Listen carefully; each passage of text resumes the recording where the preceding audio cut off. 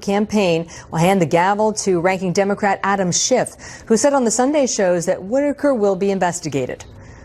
We are going to find out whether he made commitments to the president about the probe, whether he is serving as a back channel to the president or his lawyers about the probe, whether he's doing anything to interfere with the probe. Mr. Whitaker needs to understand that he will be called to answer, and any role that he plays will be exposed to the public. The senior House and Senate Democrats have gone a step further, sending preservation letters to the administration, intelligence agencies, as well as law enforcement to retain relevant records. Sandra. Catherine, what's the response from Republicans? Well, counselor to the president, Kellyanne Conway, said Whitaker's statements about the special counsel are old news and not disqualifying. If you're talking about Matt Whitaker's statements as a private citizen a year and a half ago, when the Mueller investigation first started, what he has said on cable TV, I don't think that disqualifies somebody from being the chief law enforcement officer at the Department of Justice, which is an executive function. Some House Republicans have maintained for months that Deputy Attorney General Rod Rosenstein, who Whitaker replaced to oversee the Russia probe, had conflicts but never recused himself. Rosenstein signed the final surveillance warrant renewal for a Trump campaign aide in June 2017. The surveillance warrants are under investigation right now by the Inspector General. Rosenstein is also a possible witness in an obstruction case over the president's firing of FBI Director James Comey, as well as allegations he considered recording the president and invoking the 25th Amendment to remove him from office. Rosenstein has denied these allegations, but he did not go recently to Capitol Hill and provide a transcribed interview under oath to answer lawmakers' questions. Sandra. Catherine Herridge, thank you. You're welcome. That's my main issue, because I think that's, again, about the health and financial health of the America's families. And if Hillary had won, I could go home. That was House Democratic leader Nancy Pelosi over the weekend making her case to be House Speaker. Our A-team is back. Lisa Booth, James Freeman, and Capri Cafaro. All right, so the fight is on. Does she become the Speaker? Well, I think despite the answer is yes. Yes, the answer is yes. I think despite a lot of the, criticism of Nancy Pelosi, and she's been, a lightning rod for many for over a decade, I think what's happened now, even though there's a lot of us out there that are not necessarily crazy about Nancy Pelosi, and I think that we need a new brand of leadership entirely, I think what's happening right now is that people see Nancy Pelosi as someone who understands the process, who can cut deals, who can whip votes, and I think, frankly, this is a bit of an identity politics play because she's a woman. She was the first Speaker of the House. I think they want to say, we're going to let you have this for 2 years, and then bye-bye, Nancy Pelosi. We're going to let you retire with some grace and dignity. In the meantime, we have a country to govern. James? Yeah, I don't, it seems like the leave in 2 years thing is kind of moving aside. I think she's not maybe that interested in that. And I think even people who are not her fans realize you can't start out as a lame duck. But I think it is interesting, along with all of those qualities you mentioned, people fear her. Let's face it. There are not a lot of people who want to say, yes, I'll take her on. What they're hoping is maybe she kind of has a no confidence vote in her caucus. And then people feel comfortable saying, OK, maybe I'll give it a shot. But she had a lot of people break with her the last leadership vote. I think it was nearly a third of the caucus said no to her. So that maybe that happens again. But Democrat Representative Alan Boyd said back in 2011 when he was on his way out because he lost in 2010 that she was the face that defeated us. And I was at the NRCC in 2010, and that was very much the case. You look at the amount of ads that showcase Nancy Pelosi as the face of the Democratic Party, and they suffered historic losses during the 2010 election as a result. Republicans picked up 63 seats. You also look at the fact that she mentioned health care, but that election cycle in 2010, a vote for health care cost Democrat incumbents 5.8 percentage points at the polls. So I think she probably will get reelected, but she's got a lot of issues. And check out the brain on Lisa over here. She's all the stats. Yeah, I tell you what, this whole gavel thing for my cold dead hand, right? I mean, I misquoted last week. I said to Clint Eastwood, it was Charlton Heston. I was just going to say, that's Charlton Heston. He's been dying to say this. I've been trying to make up for it. Clint Eastwood played Charlton Heston in the movie when they said for my cold dead hand. Did you see Meet the Press yesterday? By the way, put this on screen, guys. I try to hide from news. Democrats keep Pelosi, replace Pelosi. 56% say replace Pelosi. Easier said than done. Yesterday, Lauren Underwood, who won that congressional race in your home state of Illinois, and Alyssa Slotnick, newly elected Democrat from Michigan. I did not get a good sense from either one of them that they were willing to say they were going to vote against her.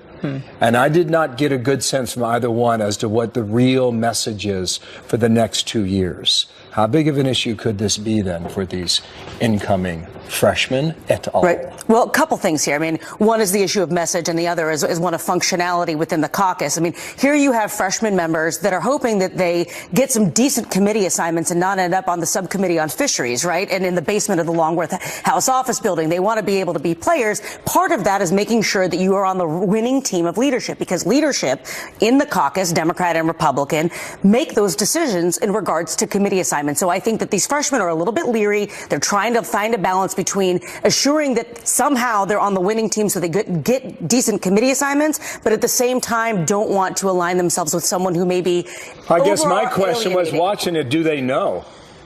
And if they can't give answers, can anyone else? I agree with you. I mean, I think that this has been the challenge of us Democrats across the country, that we have not been able to articulate a clear message. And while we were able to win the House, I think that that was because of demographic changes and not necessarily because we were able to reconnect with the middle of the country. Very few seats were picked up in those areas, frankly, where people rejected Nancy Pelosi. Can I say, speaking of demographic changes, in transition to Michelle Obama's new book, we don't know exactly how much the book deal is, but it's big. And she and her husband, and she wrote this is a book excerpt. I will always wonder what led so many women in particular to reject an exceptionally qualified female candidate and instead choose a misogynist as their president. We will likely hear a lot more in the coming days what she wrote about in this book, James, but that's one piece. Yeah, I think this is kind of similar to her husband saying, this is really the Obama economy. I built that. The fact that Democrats, including Michelle Obama, are still talking about the Access Hollywood tape, these crude remarks from 10 years before Trump ran for president, I think tells you that the last 2 years have been a lot better than they expected. They may not say it that way, but things are pretty good. And so they're still focused on the pre-presidential Trump. How about talking about the performance in office? Pretty strong. Well, I also think it's tough to make the argument that President Trump somehow only offends women. I mean, look, you can make the argument that President Trump can be offensive, but he is equally offensive to everyone and different groups of people. And you look at the individuals that he has surrounded himself in the White House. You have Nikki Haley, a woman who represents him on the world stage at the UN. You've got Sarah Sanders, who's the face of the administration as press secretary. Betsy DeVos at education. Elaine Chao at transportation. You've got Linda McMahon at small business. I mean, this is not a guy who, he isn't afraid to surround himself with powerful women. So I think that argument really falls flat from Michelle Obama. And I actually think that Democrats hurt themselves when they continue to offend the individuals that supported this president. This is going to get a lot of attention this week. You know, she goes on the tour, Chicago, here in Brooklyn, out to L.A. Just want to squeeze in one last point, Capri. Chris Wallace said yesterday that his staff at Fox News Sunday called every single newly elected Democratic member of the House, and all of them said no. Well, look, I'll go on. What's wrong with Wallace? I mean, come on, you're not a newly elected freshman. What's wrong with Wallace? Well, nothing's wrong with it. What's wrong is Democrats are afraid to talk to the other side, and that's why we continue to lose. People are not willing to have a dialogue with folks that they think don't agree with them. And that's why we're going to bring you back. Thank you, Capri. Fantastic. Thank you, James. Thank you, Lisa. Thank you, A-Team. Bearing the hatchet on SNL, Congressman-elect Dan Crenshaw going one-on-one with SNL's Pete Davidson and getting, well, maybe the last laugh a week after getting mocked. Lieutenant Commander Dan Crenshaw. Dan Crenshaw, and on behalf of the show and myself, I apologize. That was a week later. SNL's Pete Davidson doing the right thing Saturday night, apologizing for mocking Congressman-elect Dan Crenshaw. Then the fun began. Crenshaw appears next to Davidson during Weekend Update, taking some jabs in return. Watch. This is Pete Davidson. He looks like if the meth from Breaking Bad was a person. All right, not bad. So there, we're even. All right. Hold on, well, one more. This is. All right. He looks like a troll doll with a tapeworm. I don't know when things took a more serious turn when Crenshaw said the following here. But seriously, there's a lot of lessons to learn here. Not just that the left and right can still agree on some things, but also this: Americans can forgive one another. Tell a veteran, never forget. When you say never forget to a veteran, you are implying that, as an American, you are in it with them. And never forget those we lost on 9/11, heroes like Pete's father. So I'll just say, Pete, never forget. Never forget. And that is for both of us. Heartwarming moment. Yes, on Veterans Weekend, too. A sign we can come together, and I know that Dan Crenshaw was very thankful for the opportunity and said this is a great opportunity to highlight the importance of honoring our veterans, and of course, what better weekend to do that than Veterans Day. And by the way, I love the photo you put of your father. Well, thank you. On Instagram. Thank you. That was in Vietnam. Great shot. Tough guy. Yeah, tough guy. It looks like it. Right? Speak along almost a week now after the polls closed Tuesday night. Key races in Florida, Georgia, and Arizona still undecided. Welcome to a brand new hour of America's Newsroom. I'm Sandra Smith. Morning to you. Good morning. America loves to vote, don't they? And vote. And there we go. I'm Bill Hemmer. Good Monday. Hope you had a great weekend. A statewide machine recount is now underway in Florida. 3 races hang in the balance, including Senate and governor. Amid charges of fraud and a flurry of lawsuits, here's the governor, Rick Scott, crying foul. I have 600 more votes than Bill Nelson. I won the election. There's a normal recount. We had a big turnout. 8 million people voted. So, my focus now is, we'll watch this recount process. No recount has ever overturned a lead like that. But I'm going to focus on getting to Washington and getting my agenda implemented. So here we go off to Griff Jenkins, Lauderhill, Florida. Hey, Griff. Good morning. Hey, Bill. Hey, Bill, good morning. We're trying to get that recount started in most of the 67 counties. They're doing that. But here in Broward County, where we are at the canvassing board headquarters, let me just show you what just happened moments ago. You're looking at the originally 10 machines. Now there were 2 more brought in from Tallahassee. They are going through the logic and accuracy verification, certification of that machine. But just moments ago, a ballot was misaligned as it went into the machine. They had to stop things, bring that ballot out, bring the canvassing board into session, examine it, and then go back to their calibration process. And that is just a little indication of the challenges here. That comes on top of, and of course we got to do this before you start the recount, this comes on top of Governor Scott's lawsuits directed at the supervisor here, Dr. Brenda Snipes, which in part claims that she failed to account for the number of ballots not yet counted. We asked the Democrat attorney, Mitch Berger, about exactly what he believes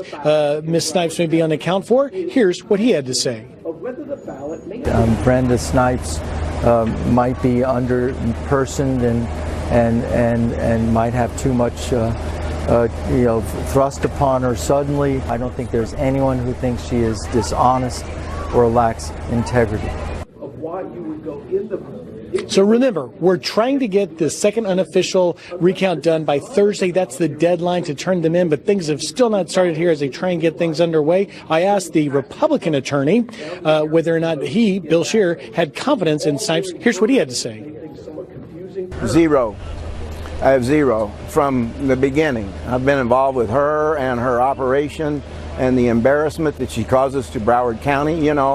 It's Florida because of what the way she runs her operation.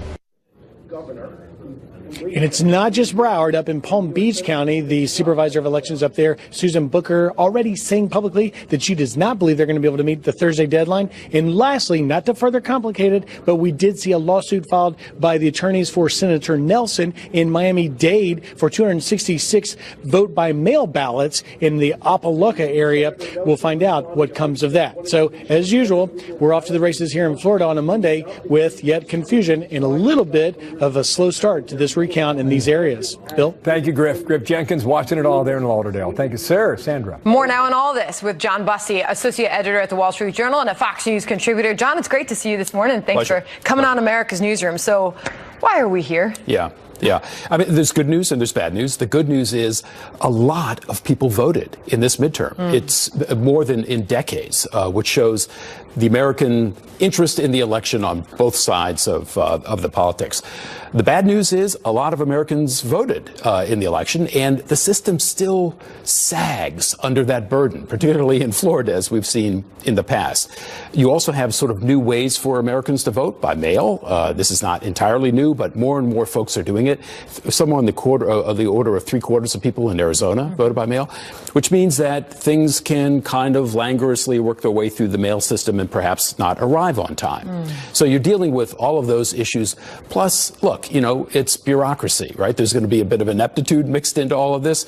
We still haven't figured out how to do a ballot that's really clear to everybody. They differ from state to state. We still don't have all of the machinery in place to properly count the votes in a timely manner. So, obviously, Florida, Georgia, Arizona. Let's talk about some of the differences between the races. Yeah. Well, in Florida, this is heading to a recount because it has fallen into the zone where a recount is required. It's just so close. In a lot of elections in the past, look, you had outstanding ballots. They weren't necessarily counted because they didn't need to be counted. The winner won by such a large margin that no matter what the outstanding ballots said, they were going to win anyways.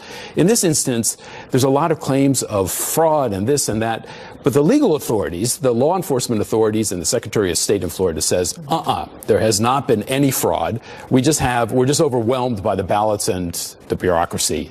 That's what needs to be. The president had this to say. He tweeted this out. The Florida election should be called in favor of Rick Scott and Ron DeSantis, and that large numbers of new ballots showed up out of nowhere, and many ballots are missing or forged. An honest vote count is no longer possible. Ballots massively infected must go with election night. So that's the president's take on what's happening in Florida. Then there's Andrew Gillum, by the way, and he has this to say. Listen. Even if it takes you into the middle of next week, you better count every vote. We are not going to be ignored. We're going to make sure that every single vote is counted in this process. Y'all, I may not be greeting you tonight as the governor of the state of Florida, but I'm the mayor of Tallahassee, and more than that, I'm an American and a Floridian, and I demand that every vote be counted in this process. That, of course, is the latest happening in Florida. And then there's, and did you have anything else on that? Yeah, just on the president's tweet. All right, so this is the president once again tweeting, and without any evidence in the tweet to substantiate what he's claiming to be the case. And they're pretty strong allegations and arguably irresponsible, given the fact that the Secretary of State and the law enforcement folks who have looked into this say so far there's no indication of fraud. Yeah. Right. So that being said, let's get to Stacey Abrams' campaign filing federal lawsuit in hopes of forcing a runoff. And this is what Abrams' campaign manager has to say. The bottom line is this race is not over. It's still too close to call. And we do not have confidence in the Secretary of State's office, John. Yeah, so this has been a running argument. The Secretary of State who oversaw the election was her contestant, Mr. Kemp, and he was overseeing the election. And all through the election, there was arguments about voter suppression and people being taken off the voting rolls. We'll see whether that plays out in court. Right now, Mr. Kemp has won. He's over the threshold required to win in Georgia. He has it has to be 50% plus one, and while it's close, he's already there. So it's unclear whether or not this ends up in a. And just yesterday, Brian Kemp issued a statement calling on Abrams to concede, declared victory, and said it is mathematically impossible for her campaign to force to try to commit fraud to try to win this election. That's all this is. Republican Senate candidate Rick Scott slamming his Democratic opponent over votes in the Florida Senate race. This comes as Governor Scott files new lawsuits in 2 counties with a statewide recount underway. Judge Andrew Napolitano is Fox News senior judicial analyst here to make sense of this all for us. Judge, what do we need to know at this point? So the Governor Scott has filed about 6 lawsuits at the present time, and the essence of them is the same, and that is that county officials in counties controlled by the Democrats have abused their discretion by not counting fast enough. You and Bill have been talking about this all morning with other guests, and by keeping the polls open, so to speak, 7 days after election day, not for people to walk in, but for absentee ballots to arrive. The response to that is our job is to make sure as many people vote as possible. It's not our fault that the post office is so slow. If ballots are still coming in, we're going to count them. On the other side of that is Senator Nelson's lawsuit, 2 of them, filed in federal court, not in state court, basically saying in Republican counties, the supervisors are too strict, too rigid. So if you signed Sandra Smith on your application, but Sandra middle initial Smith on your absentee ballot, just using you as a hypothetical, the Republican ballot supervisors are rejecting your absentee because the signatures don't match. And the federal court system is not precision, but probability. So you got 2 different court systems systems in which two different arguments are being made, each by the opposite side. Wow, it's hard to keep track of all of it. But here's Rick Scott. He was on Fox News Sunday over the weekend accusing Bill Nelson's team of all-out fraud. Watch. The laws are set up to stop fraud. That's what the laws are set up to do. And let's look at what happened yesterday. We know Senator Nelson's lawyer said that a non-citizen should have the right to vote. Senator Nelson has gone to court to say that fraudulent ballots that were not properly delivered, signed, whatever, should be counted. Okay. He referenced Bill Nelson's lawyer, Mark Elias, and here's what Mark Elias has to say. This is sent out via a tweet. Breaking, no Floridian should have their rightful vote denied because of mail post office delays. We are suing to protect these ballots. Hashtag count all the votes. Okay, so that is the mantra of the Democratic side here. And quite frankly, Florida law does give the vote counters, the supervisor of votes in each county, some discretion as to when to stop accepting them. Mm-hmm. The Republicans say she's exercising her discretion. I'm talking about Broward County. Far too liberally. Democrats are saying she's exercising her discretion to let all votes count. Now, are there still absentee ballots in the post office? They have to have been postmarked last Tuesday. Could the post office still be sitting on these things after a week? If you asked the head of Broward County, she would say yes. Adding to this is the Broward County ballot, which was designed by Democrats, which so located the vote for Senate that a lot of people in a heavily Democratic county missed it and didn't vote for either one. Too little, too late. They may be the cause of their own undoing by that ballot design. Wow, that's really something. Here's Newt Gingrich earlier on holding people accountable. Watch. I don't understand how the very same person in 2000 and now in 2018 can be in the middle of massive violations and not have some attorney step in and file a suit. Here we are today looking at the situation and looking back at 2000. I think that Speaker Gingrich is articulating the frustration of a lot of people. But between 2000 and 2018, this person's been reelected 4 times. The voters keep sending her there. And there's nothing anybody can do about it other than to defeat her at the polls. And she keeps winning. This is the supervisor of elections. Judge Andrew DiPolitano. This is an only in Florida situation, Only in Florida. Well, we'll see where it all goes. They should be done counting those on Thursday, and we'll see what happens. Thank you very much. You're welcome. Judge. Also, that man accused of mailing more than a dozen pipe bombs due back in court today. If convicted on the most serious charges, he could face life in prison. Sayak's accused of mailing 16 pipe bombs to prominent Democrats, including former President Obama and Hillary Clinton, and also to CNN. The evidence is that Rick Scott and Ron DeSantis have won. In fact, Andrew Gillum conceded on the night of the election, never going backwards. Kellyanne Conway weighing in on Florida's latest election drama. A recount in the Senate and governor's races underway. Florida State Senator Elizabeth Benaquisto, she's had a hand in the evolution of the state's election laws. How you doing, Elizabeth? And thank you for your time today. I mean, the focus of the country is on your state yet again. Where are we at the moment? Where do you believe we stand? Thank you for having me, Bill. I appreciate the opportunity to be here. We are in the middle of the recount, and as so many folks across the country are watching, we have grave concerns with what's happening in Broward and in Palm Beach County. We have supervisors of elections across the state who did a really good job, who did perform their duties admirably, and we're very grateful for them. But we watch with great concern what is happening in Broward and in Palm Beach There's County. a couple of things I want to play for you. I'll get you to react to both of them. Rick Scott second, but Andrew Gillum first. He made this comment over the weekend. Roll this and watch. What a notion. What a notion that we will find ourselves here just a few days after Election Day, begging, pleading, that for the people who got up and went out and legally cast their ballots, right? Legally cast their ballots, that they have the opportunity to have those ballots count. I don't think anyone can argue with that. The problem is at the county level, do we even know how many ballots were cast this election cycle? 6 days after the vote. Well, one thing that we do agree on, Bill, and I thank you for highlighting it, is that every vote that was legally cast should be counted. Those are the voices of hardworking Floridians who went to the polls and made sure that they had their voices heard. And that is what's going on right now.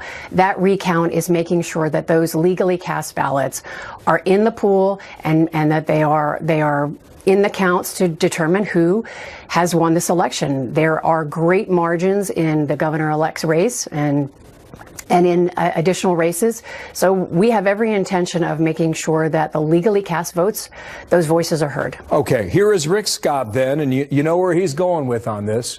His guidance from earlier.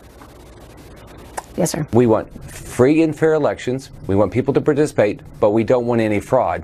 We need to know exactly what happened here, and that's what we're trying to understand. We never want this to happen again. No one else to go through this. But we won. Ron DeSantis won. We need to go forward and start thinking about our agendas. Okay. Before we even get to the agenda aspect, how do you express a level of confidence that there is no fraud in these counties in Florida?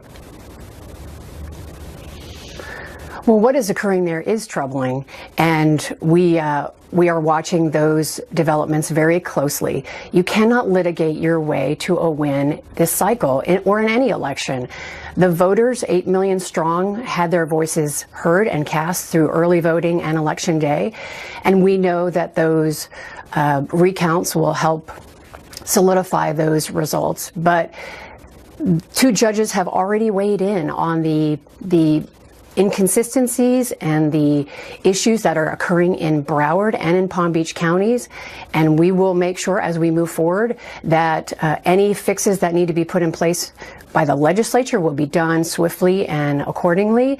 But right now we are focused on making sure that the legally cast ballots are counted and the appropriate right elected officials are sworn in and pursue what is best for the citizens of the state of Florida. Well, I know Florida's waiting. I know America's waiting. Elizabeth, thank you for your time today. Elizabeth Benaquisto there in Fort Myers, Florida. Thank you, and we'll see which way it goes. Thank you, sir. Are Republicans in trouble after losing the House majority? What one party insider about what's happening in the suburbs. We can't replace all those people by simply picking up farm country in the Iron Range of Minnesota because, frankly, there's more growth in suburban areas than there is in rural areas, end quote. Carl Rove was with me now. Hi, sir. Nice to see you last week. Morning. Have you caught up on your sleep, sir? Yes or no? No, I'm still sleep deprived. Take another day or two. Okay, aren't we all? Listen, there's 2 topics we want to get to. First of all, your comments about suburban vote. It's pretty clear, right? Chicago, Dallas, Houston, Kansas City. What am I missing? Minneapolis, Orange County, suburbs of Northern Virginia, suburbs of Richmond, suburbs of Hampton Roads, Newport News, Norfolk. Suburbs of Philadelphia, suburbs of Pittsburgh, suburbs of New Jersey suburbs. Republicans have got a suburban problem that they need to address. Suburbs of Utah. How do you do Salt it, Lake by City, the way? Utah. What would be your strategy if you were giving? Well, we got to give this a great deal of thought. First of all, we need more diverse candidates who mimic the diversity of our suburbs. We need to have younger candidates, and we need to be thinking about the issues that suburbanites are concerned about. And one of them is the suburbanites tend to be sort of socially moderate and economically and fiscally conservative, and we need to allow Republicans who fit that model to be our candidates in those parts. Interesting. You think about this economy for the last 2 years. Those people have benefited greatly from the Trump bump in the White House. Now, just a bit of analysis going toward 2020. I don't know who the Democrats will nominate, but my sense is if you go liberal and progressive, you lose. If you go moderate, you're going to have a razor-tight election yet again in 2020. And I don't know, based on the results from Tuesday, if President Trump can win in Wisconsin again or win in Michigan again. I think he can win in Ohio. He's shown that. Probably in Florida as well, so he can do that as well. And I think if that's your baseline, my eye takes me to Pennsylvania for 2020. Where do you go? Well, a couple of things. One is I think he can win Wisconsin and can win Michigan again, but you never want one path to 270. You want to have several paths to get there. And so my sense is the Trump campaign may be looking at, I think you're absolutely right, the further left the Democratic nominee is, the better off the president is. My suspicion is that their campaign is looking at Wisconsin, Michigan, and Pennsylvania. But again, if they're smart, and I think they are smart, they're going to be looking at other paths to victory. And that might include, like, for example, Minnesota, where the Republicans traded 2 suburban seats in Minneapolis, St. Paul for 2 rural seats, one in the Iron Range and one in the southern farm country. They may be looking at Colorado. They may be looking at having to play defense in Georgia, which is this year a purple state. So we got plenty of time between now and 2020 to come along. But my sense is if they're smart, and I think they are, they're going to be looking at broadening the field. Where else can they play in 2020 besides what they had in 2016? Your point about the suburbs, very well taken. Now let's turn to Florida, shall we? You write at FoxNews.com the following: as Florida ballot count battle rages, Democrats are recklessly violating state law. Let's go to the quote. You say there may be a basis for the U.S. Justice Department to intervene and investigate this troubling situation in Broward and Palm Beach counties to answer the obvious question. Are Democratic elections officials deliberately breaking the law and playing games that delay everything just long enough so they can create just the number of ballots needed to overturn the election results and install Gillum as governor and keep Nelson in the Senate? The basis for that point is that in Broward, they did not tell the election officials at the state level how many ballots were out there. Not even to say who voted for whom, but how many ballots were out there.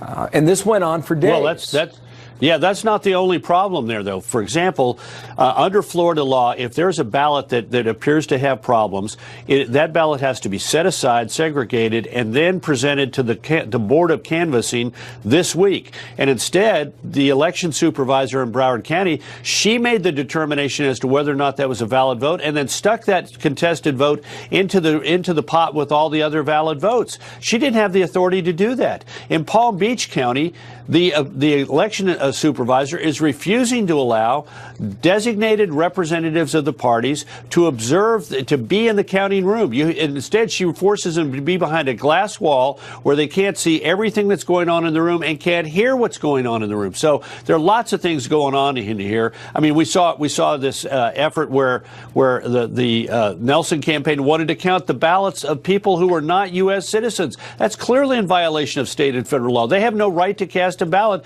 and yet there's the Nelson campaign saying, "Yeah, we want that ballot from that foreign national to be counted in an American election." So there are lots of things going wrong here, and it's happening in 2 counties, and those same 2 counties were around in 2000 and had many of the same problems back then. Okay, so take it out, play out the week here. A Thursday afternoon deadline for the machine count.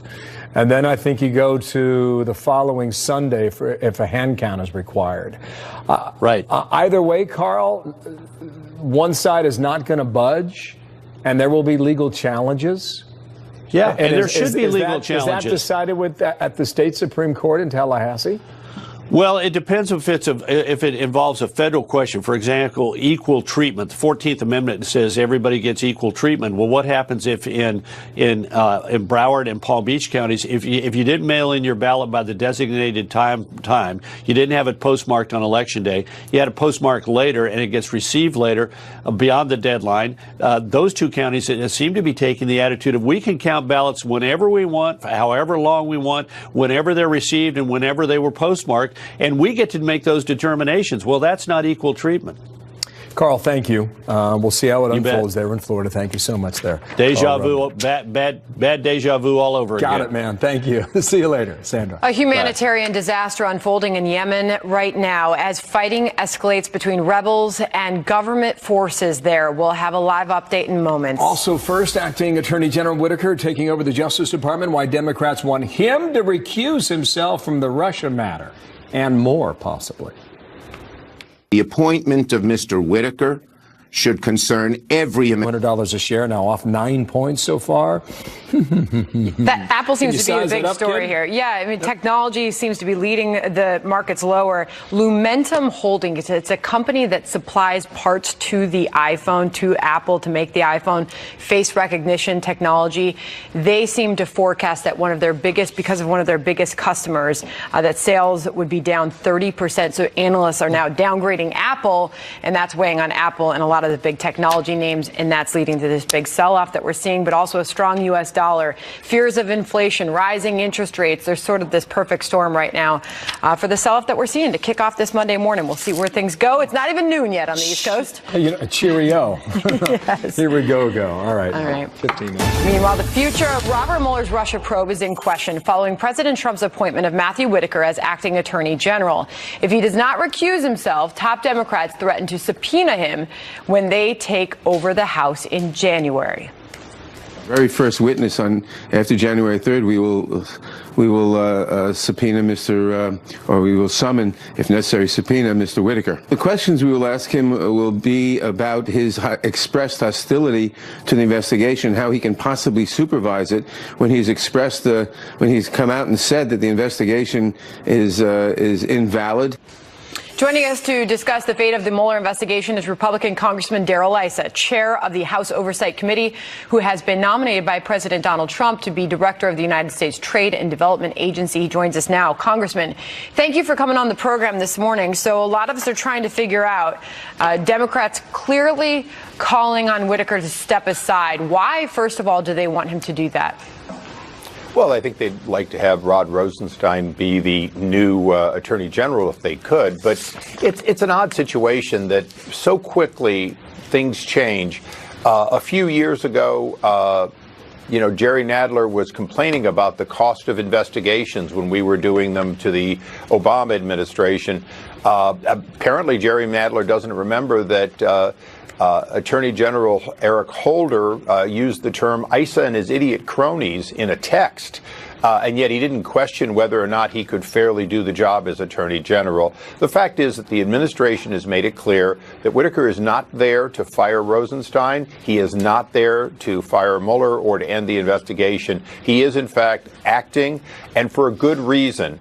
If the administration had had Rod Rosenstein, if the Congress had had Rod Rosenstein, they would have been happy to never have a new Attorney General. As it is, when the president puts up a nominee for Attorney General, for once, the Democrats will have an opportunity to actually quickly ratify that without 30 hours of excessive debate. So you make the case that they'd rather have Rosenstein in charge, but here's Kellyanne Conway making the case that Rosenstein has gone as far as to praise Whitaker in the past. Watch. Deputy Attorney General Rod Rosenstein has called Matt Whitaker a, quote, superb choice to be acting Attorney General. I think that's important because people who are working with him feel confident that he can be the chief law enforcement officer at the Department of Justice. So if that's the case here, how far are Democrats, do you think, how far are they willing to go? Well, I think they're willing to go too far. I've sat next to Jerry Nadler as my ranking member for quite a few years. I think he needs to take a deep breath and recognize that he now will have tremendous power, which he should wield appropriately. This administration could and should welcome legitimate oversight by that committee, by oversight in the other committees, and I'm going to encourage them to do that. But if Jerry starts off, as he was heard on the train, talking about wanting to impeach a Supreme Court justice as soon as they get in control, that's absurd. He needs to realize that overreaching is one thing in the minority, but it's something very different when you have the actual gavel and you need to be responsible in your oversight. And I'm hoping Congressman Nadler, who I've known for many years and work with, will do that. He'll calm down and realize it's now time to be a reasonable leader. Meanwhile, I want to ask you about this, Congressman. Paul Manafort reportedly hitting the brakes on cooperating with Mueller. This, according to this Business Insider piece, and this is a quote from it, saying that talks between Manafort and Mueller have apparently stalled. They write, quote, it's unclear why talks between Manafort and Mueller have apparently stalled. Manafort's team initially mounted an aggressive defense against Mueller, reportedly in the hopes that it might catch the president's attention and prompt him to come to Manafort's aid. But Manafort shifted gears and struck a plea deal after his first trial resulted in a conviction. What can you tell us there? Well, first of all, if you have something to give to an investigation, you use it as a tool. But if they start asking, as they appear to be doing, for more than what Paul Manafort can actually provide, you have to stop and say, no, I agreed to give you what I knew. I did not agree to give you what you want. And so that's probably what's going on. That's usually the challenge, is that a prosecutor wants everything they can get, and somebody who's agreed to cooperate wants to give what they're comfortable saying they know. And in the case of Paul Manafort, who was obviously convicted unrelated to his work for Donald Trump, he really has only what he has. And if that's not good enough for Mueller, then that's a problem Mueller's going to have to face. And Congressman, before I let you go, the death toll in California. Not so much. One report saying the Democrats plan to load a, quote, subpoena cannon. Whether that Either way, it may feel like a giant thing canyon. with subpoenas. It could backfire. We'll talk about it. All that plus our hashtag one lucky guy outnumbered at the top of the hour. Cannon. Thank you, ladies. Fox News Alert. Want to get you overseas quickly. There are breaking developments now along the border between Israel. Everything's going to be. That was a Monday morning for you. Once we get past midterm, get it. Yeah, I got it. Got anything else for me? No, not much. I mean, I think that was a pretty rocking 3 hours. It was a rocking 3 hours. California's got a lot of issues, so we're going to stay on that story, too. And I don't know what comes out of this deal in Florida, but it's going to be with us for some time. Recount underway. We're continuing to watch the wildfires burning in California. Dow's down. County Supervisor Elections Office. Boy, we get a live look at this every day now. They're still counting. Yep. President Trump today tweeted the Florida election should be called in favor of Rick Scott and Ron DeSantis, and that large numbers of new ballots showed up out of nowhere, and many ballots are missing or forged. An honest vote count is no longer possible. Ballots massively infected must go with election night.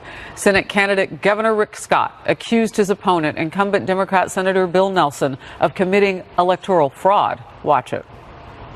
We won. Ron DeSantis won. We need to go forward and start thinking about our agendas. Bill Nelson is clearly a sore loser. He can't stand the fact that he's not going to be elected for the first time in decades, and he won't. He's just here to steal this election. That's what he's done. His lawyer came down here and said, "I'm here to win the election.